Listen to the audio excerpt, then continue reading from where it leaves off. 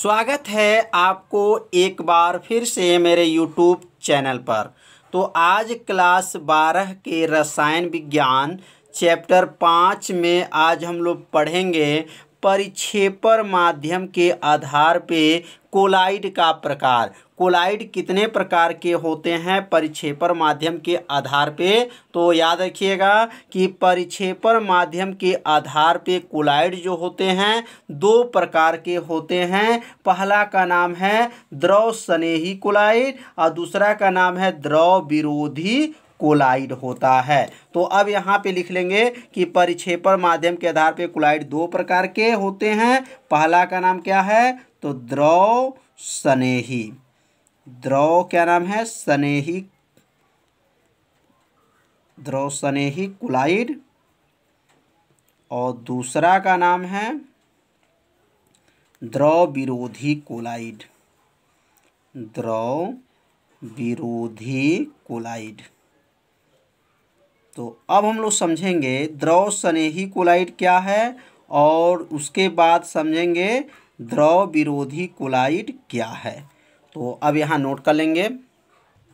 तो द्रव स्नेही कोलाइड, अब हम समझेंगे द्रव स्नेही कोलाइड क्या है।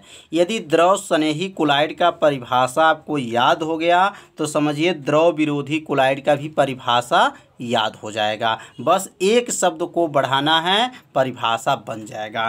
तो यहाँ द्रव स्नेही कोलाइड की परिभाषा को ध्यान देंगे। वे पदार्थ या कोलाइड कण जो द्रव के साथ, द्रव मतलब पानी के साथ मिलाकर हिलाने पर सरलता से कोलाइड विलयन बनाते हैं, द्रव स्नेही कोलाइड कहते हैं। अर्थात उसके अंदर जो जल है उसके अंदर क्या हो जाए, घुल जाता हो तो द्रव स्नेही कोलाइड कहलाता है। तो समझ में आ गया होगा कि वे पदार्थ या कोलाइड के कण जो हैं जो द्रव के साथ मिलाकर हिलाने पर सरलता से क्या कर लें, कोलाइड विलयन बनाते हैं, उसे द्रव स्नेही कोलाइड कहते हैं। जैसे जो है गोंद है, यहाँ लिख देंगे, जैसे एग्जाम्पल में लिख सकते हैं गोंद, गोंद है, स्टार्च है, स्टार्च, स्टार्च और प्रोटीन, ये सब क्या हैं, द्रव स्नेही कोलाइड हैं।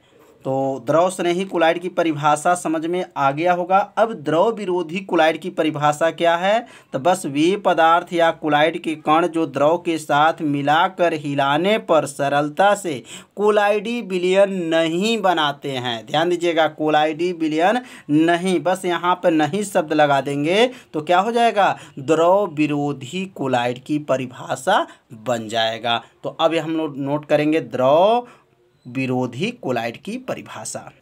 तो द्रव विरोधी कोलाइड क्या है, तो वे पदार्थ या कोलाइडी कण जो द्रव के साथ मिलाकर हिलाने पर सरलता से कोलाइडी विलयन नहीं बनाते हैं, द्रव विरोधी कोलाइड कहलाते हैं। अर्थात उसके अंदर जो जल होते हैं वह घुलते नहीं हैं, क्योंकि द्रव विरोधी मतलब द्रव उनका क्या है, विरोधी है, इसलिए जो है जल इसके अंदर क्या हैं, घुलते नहीं हैं। तो द्रव विरोधी का परिभाषा और द्रव स्नेही कोलाइड का परिभाषा आप सभी विद्यार्थियों को अच्छे से समझ में आ गया होगा। अब इसका उदाहरण लिख लेते हैं, उदाहरण क्या है अब इसके बारे में समझेंगे। जो जल उसके अंदर जो क्या है, घुलता नहीं है, तो यहाँ लिख सकते हैं सल्फर का, सल्फर का कोलाइड, सल्फर का कोलाइडी विलयन, सल्फर का कोलाइडी जो विलयन होता है वो उसमें क्या होता है, जो जल होते हैं उसमें घुलते नहीं हैं। और यहाँ दूसरा लिख सकते हैं ferric hydra oxide, ferric hydra oxide जो होते हैं उसके अंदर भी जो है जल इसके अंदर क्या है, घुलते नहीं हैं, हाइड्रोक्साइड का विलयन जल के अंदर इसमें क्या होते हैं, घुलते नहीं हैं, मतलब द्रव विरोधी हैं। तो समझ में आ गया होगा कि सल्फर का कोलाइड विलयन जो है वो क्या है, द्रव विरोधी कोलाइड है। अब हम लोग पढ़ेंगे कि द्रव स्नेही कोलाइड का गुण क्या है। तो इसका गुण के बारे में अब समझेंगे। तो यहाँ लिख लेंगे कि द्रव स्नेही कोलाइड का गुण, द्रव स्नेही कोलाइड का जो गुण है वह निम्न है। कोलाइड का गुण लिखने के बाद से अब यहाँ लिख लेंगे कि कोलाइड विलयन का जो गुण है वह क्या है, निम्न है। तो अब पहला क्या है, तो पहला ध्यान देंगे, पहला जो है कि यह जो है उत्कर्मणी होते हैं। उत्कर्मणी मतलब अग्र और पक्ष दोनों दिशाओं में यह संपन्न होते हैं। तो लिख लेंगे पहला कि यह उत्कर्मणी होते हैं। उत्कर्मणी अग्र और पक्ष दोनों दिशाओं से संपन्न होते हैं, यह उत्कर्मणी होते हैं। पहला गुण समझ में आ गया होगा कि द्रव स्नेही का। अब दूसरा जो गुण है कि यह बहुत अस्थाई होते हैं। यह जो हैं क्या होते हैं, बहुत अस्थाई होते हैं, बहुत अस्थाई होते हैं। दूसरा गुण है। तो द्रव स्नेही का आप सभी विद्यार्थी गुण को नोट करते चलिए। अब तीसरा नोट करेंगे। तो तीसरा क्या है, इनके कोलाइड के जो कण होते हैं वह बड़े अणु के होते हैं। तो यहाँ लिख लेंगे इनके कोलाइडी कण, उनके कोलाइडी जो कण हैं वो क्या होते हैं, बड़े अणु होते हैं, बड़े अणु होते हैं। तो तीसरा जो है ध्यान देंगे, इनके जो कोलाइड कण जो होते हैं क्या होते हैं, बड़े अणु होते हैं। मतलब उनके जो कोलाइड के जो कण होते हैं वो उनके जो अणु होते हैं क्या होते हैं, बड़े होते हैं। तो तीसरा भी समझ में आप सभी विद्यार्थियों को आ गया होगा। अब चौथा जो है, इनके कोलाइड कण में वैद्युत अपघट के थोड़ी मात्रा मिलाने पर अवक्षेपित नहीं होते हैं। तो यहाँ लिख सकते हैं यह चौथा विशेषता थोड़ा सा बड़ा है लेकिन आसान है। तो इनके लिखेंगे कोलाइडी विलयन में वैद्युत अपघट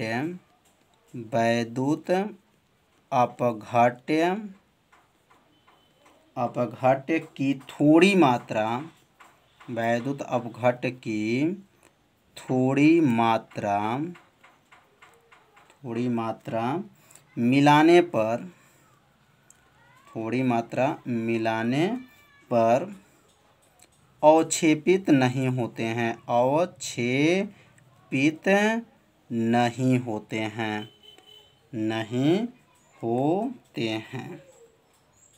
तो चौथा जो है ध्यान देंगे इसके गुण को। तो इनके कोलाइडी विलयन में जब वैद्युत अपघट की थोड़ी मात्रा, मतलब उसके अंदर वैद्युत अपघट का मतलब उसके अंदर धारा जब प्रवाहित किया जाता है थोड़ी मात्रा मिलाने पर वो क्या होता है, अवक्षेपित नहीं होते हैं। याद रखे रहिएगा।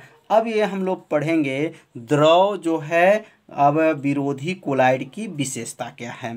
तो ये तो द्रव स्नेही कोलाइड क्या विशेषता था। तो अब यहाँ नोट कर लेंगे कि द्रव विरोधी कोलाइड क्या गुण या विशेषता।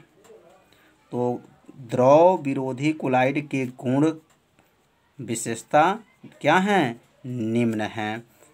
तो नीचे यहाँ पे क्रमशः 1 2 करके लिखा जाएगा। आप सभी विद्यार्थी थोड़ा सा अगर ध्यान देंगे तो आपको अच्छे से समझ में आ जाएगा।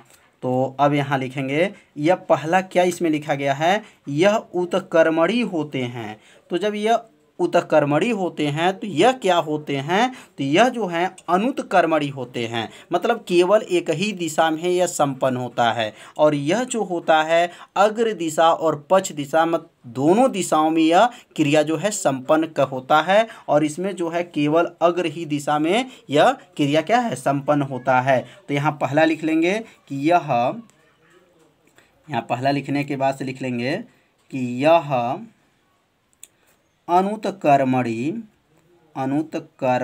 होते हैं। क्या होते हैं, अनुत्कर्मणी होते हैं। पहला हो गया, कितना आसान है। यह क्या होते हैं, अनुत्कर्मणी होते हैं। दूसरा क्या है, दूसरा आप समझेंगे दूसरा क्या है। तो यह इनके जो कोलाइड के कण होते हैं वो क्या होते हैं, छोटे अणु के होते हैं। और यहाँ देखेंगे इसमें क्या लिखा गया है, दूसरा जो है यह बहुत अस्थाई होते हैं। तो यह बहुत अस्थाई होते हैं, तो यह लिखेंगे बहुत अस्थाई होते हैं। क्या लिख लेंगे, यह बहुत, क्या लिखेंगे, यह बहुत अस्थाई होते हैं, अस्थाई होते हैं। कितना आसान है, बस थोड़ा सा आपको ध्यान देना है। यह ऊपर जो गुण लिखा गया है द्रव स्नेही कुलाइड का, सेम इसका भी गुण है, बस थोड़ा थोड़ा आपको बदलना है। अब इसमें तीसरा क्या लिखा गया था कि इनके कुलाइड कण बड़े अणु के होते हैं। तो इसमें क्या लिखेंगे, इनके कुलाइड कण छोटे अणु के होते हैं। तो अब यहाँ तीसरा नोट कर लेंगे। तीसरा है इनके कोलाइडी कण, इनके कोलाइडी कण क्या होते हैं, छोटे होते हैं, छोटे अणु होते हैं, छोटे अणु होते हैं। और द्रव स्नेही में क्या था, बड़े अणु होते हैं, इसमें क्या है, छोटे अणु होते हैं। अब इसमें चौथा जो विशेषता है, बस थोड़ा सा चौथा भी समझेंगे। इसमें जो चौथा लिखे हैं अवक्षेपित नहीं होते हैं, तो यह जो है अवक्षेपित होते हैं। तो सेम पर आप लिख सकते हैं, इनके कोलाइडी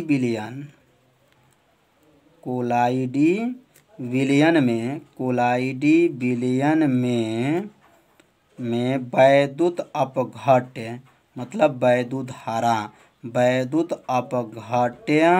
वैद्युत अपघट्ट की थोड़ी मात्रा मिलाने पर, थोड़ी मात्रा क्या लिखेंगे, मिलाने पर क्या होते हैं, अवक्षेपित, मिलाने पर अवक्षेपित होता है। क्या लिखेंगे, अवक्षेपित होता है। और वह क्या था, अवक्षेपित नहीं होता है। इसके पहले वाले में क्या बताया गया था, द्रव स्नेही में अवक्षेपित नहीं होता है, और यह क्या है, अवक्षेपित होता है। तो आप सभी विद्यार्थी इसे अपने कॉपी में क्या कीजिए, नोट करते चलिए, जिससे एक आपको अच्छे से नोट्स बन जाए। तो आज हम लोग पढ़ें द्रव स्नेही। द्रव स्नेही का मतलब द्रव उसके अंदर क्या हो जाए, घुल जाए। और द्रव विरोधी का मतलब जो द्रव जो है उसके अंदर घुले न। तो द्रव स्नेही, द्रव और विरोधी का परिभाषा समझें, और द्रव स्नेही और द्रव विरोधी कोलाइड का गुण के बारे में आज हम लोग समझे हैं। गुण भी कह सकते हैं, विशेषता भी कह सकते हैं। तो इसे अपने कॉपी में अच्छे से इसको नोट कर लीजिए और इसे 2 बार पढ़ लीजिए, आपको अच्छे से याद हो जाएगा। तो आज का वीडियो जो है इतना ही रहेगा।